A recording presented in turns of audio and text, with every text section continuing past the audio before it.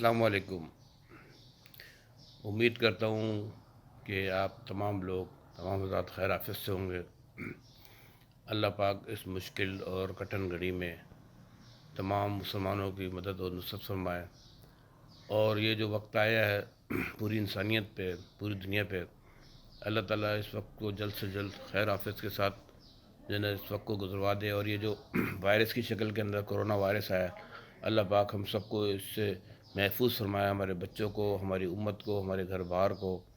بہرحال آپ سب حضرات سے یہی گزارش یہ ہے کہ زیادہ سے زیادہ جو ہے نا وہ اپنے گھروں کے اندر رہیں، اور بالکل بلا ضرورت گھر سے باہر نہ نکلیں اور جو ہماری منسٹری آف ہیلتھ اور جو ڈاکٹرز وغیرہ جو کہ بتائے، جو پریکاشنز بتا رہے ہیں، اس کے اوپر جو ہے نا وہ ہم عمل کریں۔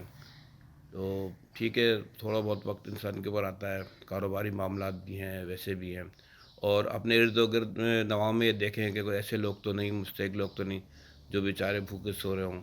ویسے تو بہرحال ماشاءاللہ کراچی والے، اور کراچی والے کیا بلکہ سب لوگ جو ہے نا وہ کافی ڈونیشن دے رہے ہیں، اور لوگوں کا بہت خیال کر رہے ہیں، راشن بھی بانٹ رہے ہیں، کھانا بھی بٹ رہا ہے، سارا کچھ، سینیٹائزر بھی لوگ بانٹ رہے ہیں، اور لوگ گلوز بھی بانٹ رہے ہیں، اور ماسک بھی دے رہے ہیں، ساری چیز دے رہے ہیں۔ جو جس جس شعبے میں کر رہے ہیں، اللہ ان کو جزائے خیر دے۔